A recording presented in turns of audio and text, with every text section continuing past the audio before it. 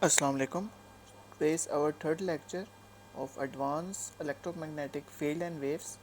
In this lecture, we will discuss about the next step of Gauss's law, which we just did Gauss's law in our lecture number 2. And furthermore, today we will discuss about the differential form of Gauss's law. Okay, and we already derived this equation.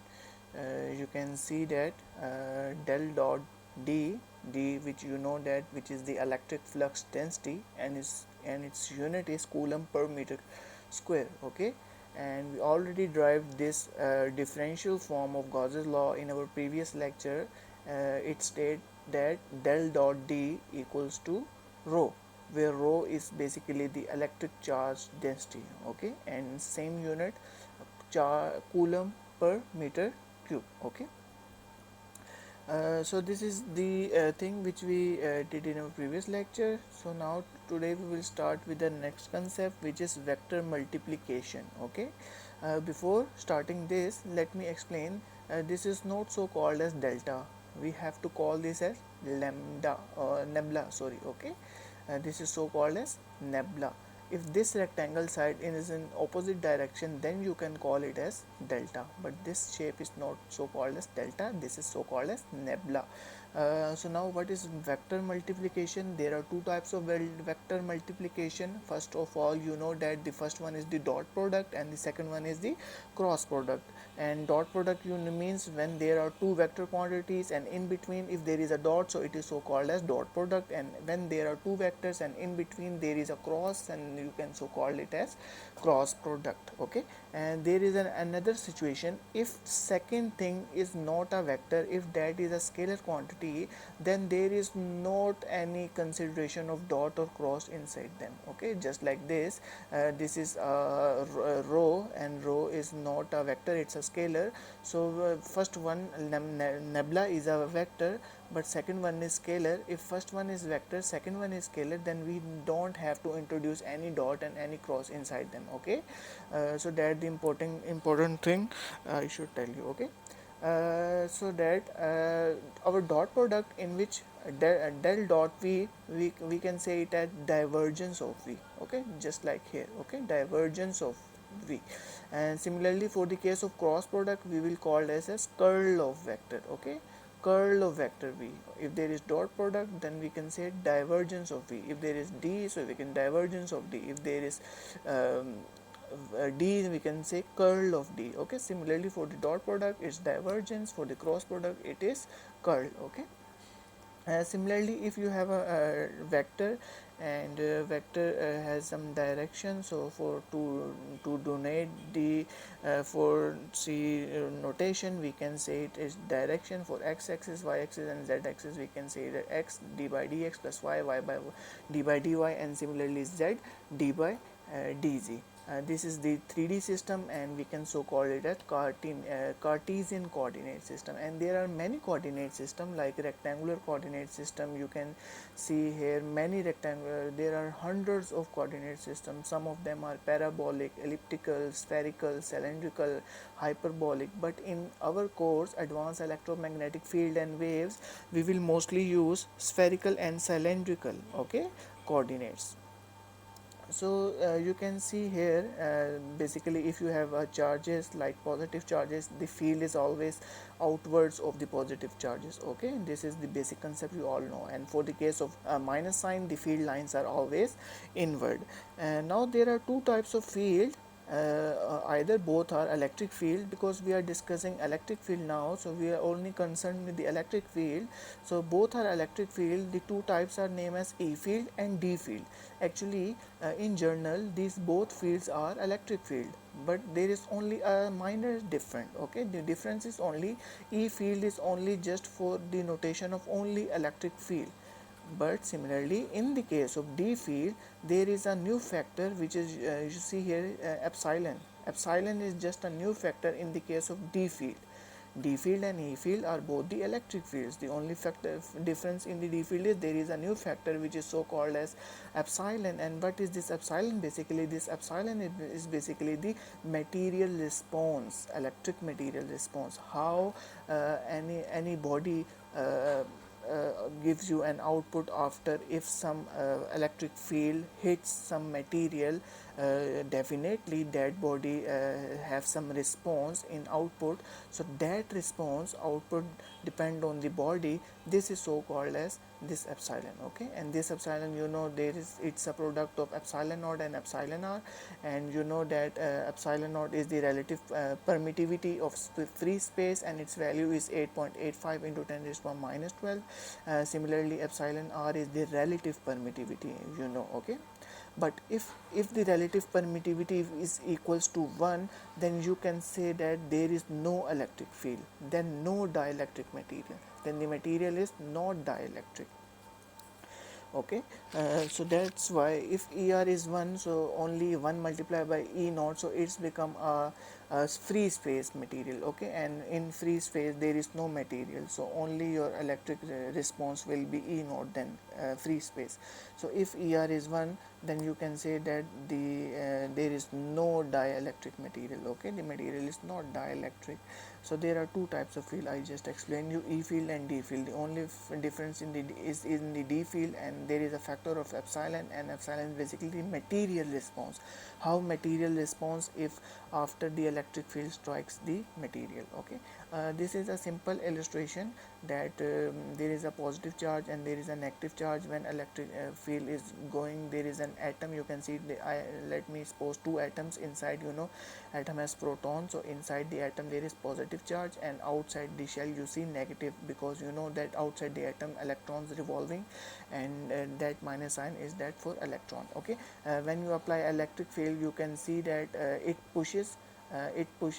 Now positive sign goes up. You can see now positive sign goes up, and now negative sign generates here. So you can see when you apply electric field to an atom having a positive charge at the mid and negative charge at the on the outermost shell, you can see after applying the electric field, you see now it replaces by opposite direction, minus plus. So you can say it as dipoles. So dipoles create after you apply an electric field to some material like atom is also a material.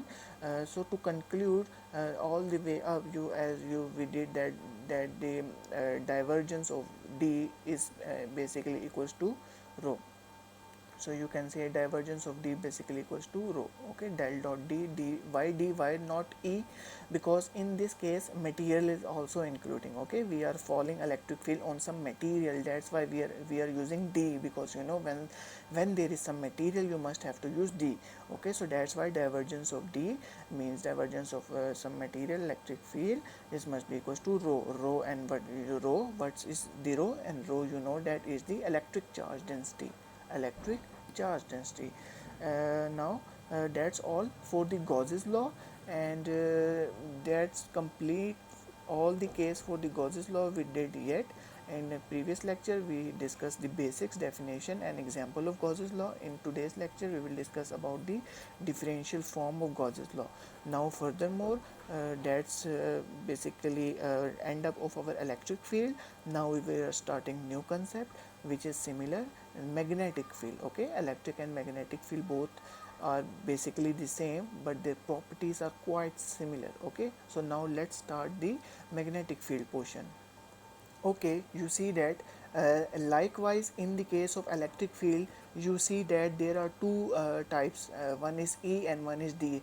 Either both are electric field, but the only difference is quite. Okay, similarly in the case of magnetic field, the magnetic fields are represented by B and H. B when there is some material response. Okay, B when there is some material response means when you applying magnetic fields to some body material, so when there is some material is including, so that's why you have to introduce this symbol. Okay, but when you are dealing only with magnetic push, then you will consider H. Okay, so you can see call it as B is basically equals to mu H. What is this mu? Mu is basically again likewise in the case of electric field. As I told you, electric field and magnetic field both are same. The only difference are their properties are also same. Okay, the only difference are the similar quite things. The things are now only the constant change that B is basically equals to mu H. And what is this mu? Likewise in electric field, epsilon is the permittivity. Now here mu is the permeability. Okay, in that case permittivity, in that case permeability. Okay, similarly this mu is equals to mu naught product mu r. Similarly mu naught is equals to is basically the permeability of free space, and its value is 4 pi into 10 is power minus 7 Henry per meter. And similarly where epsilon r in the case of electric field are the relative permittivity, in that case this mu r is basically the relative permeability. Okay, so this is the only difference. Other things are quite similar. Likewise in the case of electric field, if epsilon r is equals to 1, then there is no electric, then the material is non-electric. Okay, similarly in the case of magnetic field, if your relative permittivity is equals to 1, then you can say no magnetic material, then you can say the material is non-magnetic, that it's not a magnetic material if your mu r is equals to 1, because if your mu r equals to 1, 1 multiplied by mu naught, it becomes free space. Okay, and its value is similar, this 4 pi into 10 is power minus 7. Okay, so if mu r relative permeability is equals to 1, then your material is non-magnetic. Okay, like you can see the illustration, we have we have a bar magnet which has north and south poles, and you know that field lines, magnetic field lines always fetches out from the north pole and always going inward to the south pole. But what happens when you break that magnet? Yes, when you break that magnet into two parts, you can see again north and south poles generated in a small patch, again north and south pole generated in a small patch. Again if you divide this small magnet into further two more parts, you can see again one patch north south, the other patch north south. So we can conclude that because magnetic monopoles does not exist, means magnetic monopoles does not exist, because if you break a magnet, it creates by itself both sides, north pole and south pole. So that magnetic monopoles mean one pole not exist. So you can say divergence of is basically equals to 0, because your field lines are not diverging. Once you break the magnet, the field lines are similar. It goes from north to south, because there are no change in the field lines after breaking or subdividing. So you can say your divergence of B is equals to 0. So we can say that del dot B is basically equals to 0, divergence of B equals to 0. So that for the case of magnetic field. Okay, this is a simple proof. I want to tell you that you have to prove 1 Newton per coulomb equals to 1 volt per meter. Please prove this by yourself. This is a 2 or 3 step maybe. Okay, okay, now let's start another thing, another concept, that's basically simple units. You know that the B field has a unit of Tesla, Henry is a magnetic field unit, and its unit is ampere per meter, and mu's unit is Henry per meter, and electric field volt per meter, or you can say Newton per coulomb. Okay, you have to prove the same thing, 1 Newton per coulomb how equals to 1 volt per meter. Please prove this. Okay, okay, so this is the magnetic field. Now how we can produce magnetic field? Magnetic materials have their intrinsic magnetic field. 90% in our daily routines, 90% of the materials are non-magnetic in nature. Only 10 to 5% materials are magnetic surrounding us. Not mostly the materials are magnetic. So how we magnetize a magnet? Mostly magnetic field is basically the intrinsic property of some material, because you know inside a material microstructure, material has spin up or spin down. The magnetic field depends upon the this spinning behavior of some material. Depends upon this spinning, material behave like either magnet or not magnet. Okay, but if we have not a magnet, so how we can produce magnetic field by ourselves? So there is another concept which is so called as Ampere's law. You can see here current carrying conductor also produces a magnetic field. What I say, current carrying conductor also produces a magnetic field. So amperes take a current, take a conductor and falls a current from in one direction. He observed that in surrounding magnetic fields are just created. Okay, he put a cardboard and he pinch the cardboard from the mid and he apply the rod, conductor rod, with some current. When the current starts flowing, he observed that magnetic field in the surrounding start generated. Okay, so this is the experiment by the Ampere's law, and he conclude that a current carrying conductor also produces magnetic field. Okay, in that case you can see here your magnetic field is moving in the circular path around that current, or you can say conductor. So it's basically a curl, not a divergence. So that's why del cross H means curl of magnetic field is also equals to J. And what is J? J is basically the current. Okay, J is the current, and you can see magnetic field is generated in the surrounding and it is denoted by H because it is moving in the circular path along the around the current carrying conductor. So we can say now this is basically making a curl. You can see this curl. So that's why curl of the magnetic field is equals to the current. So we conclude Ampere's law, del cross H basically equals to J, which is current. Similarly, Maxwell also proposed a new formula for this. There is another thing. First of all, I told you a current carrying conductor produces magnetic field, but there is another method. So how you can produce magnetic field? So for that you need capacitor. You need a capacitor having two plates, positive plate and negative plate. Okay, what you have to do, you have to install a bulb, okay, between them. And first of all, ignore this AC. First of all, just connect your capacitor with the DC. Once you connect your capacitor with the DC, you can see your current will not flowing. Okay, because in the case of capacitor passes only AC current. Okay, only AC flow, alternating current, but blocks DC current.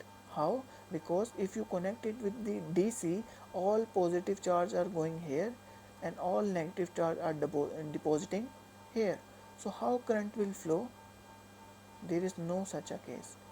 So to revolve or to circulate current, you must have to use AC circuit.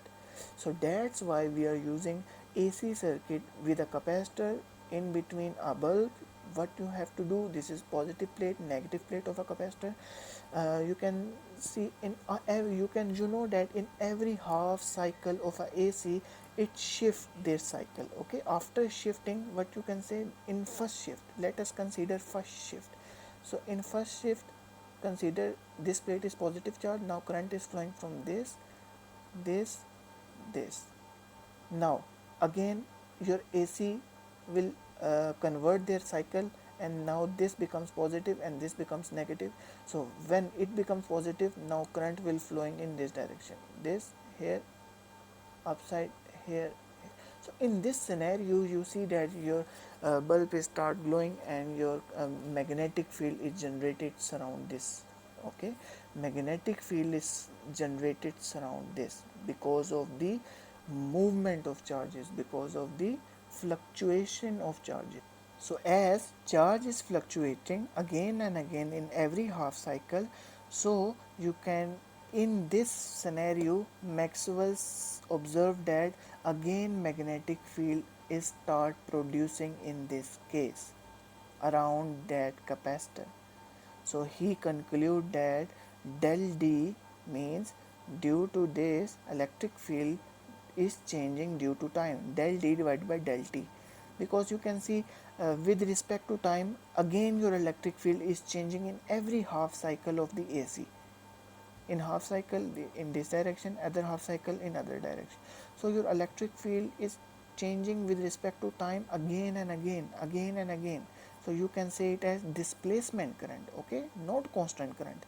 constant current in the case of DC, but in the case of AC, displacement current. Okay, so Maxwell rearranged the formula of the Ampere's law, and he observed that the due to that change in electric field, or change in electric field with respect to time, it produces magnetic field.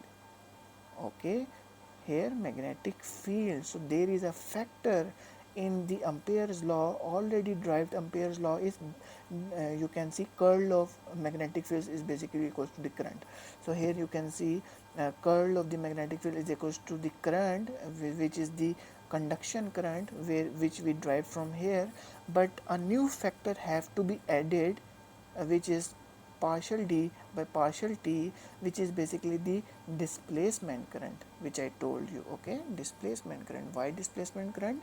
Because when the electric field is changing, it produces a change in magnetic field surrounding that capacitor. Okay, so Maxwell Ampere's law is basically the curl of magnetic field is equals to the sum of current plus which current? Conduction current. Here conduction current plus, you can say, displacement current. Okay,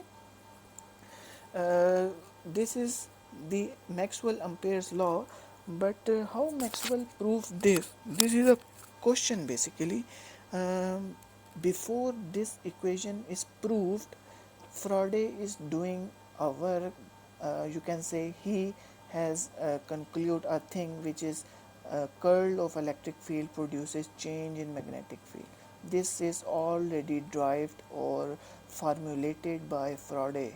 Okay, in early before Ampere produces this equation. Okay, so Ampere thinks on Faraday's equation that if change in electric field, or you can say changing in B field, produces a curl of electric field. So isn't it possible that if we change in the electric field, or maybe it produces some magnetic fields around? So this curious mind of Ampere's make him to drive this equation. Okay, so what the main equation is? Del cross H basically equals to sum of uh, basically the conduction current plus displacement current. Okay, so that's all for today. This is our fourth lecture. The important formulas are, let me conclude, is basically this, which is the divergence of electric field, which is equals to rho. Okay, first one, keep in mind. Second one is divergence of magnetic field is equals to B. Okay, and curl of magnetic field equals to current, which is the conduction current. And final form is, and the final fourth formula is divergence of curl of magnetic field is the sum of conduction current plus displacement current. So these four formulas basically. Okay, so that's all for today. Today we will discuss about the differential, or you can say differential form of the Gauss law. Then we will discuss vector multiplication, how they multiply. Then we will discuss a new concept, which is magnetic field, and then we will finalize our today's lecture with Gauss law of magnetic field. And then we will discuss about the Ampere's law. After Gauss's law, a new law has been considered and proposed by Ampere's, and that law is so called as Ampere's law.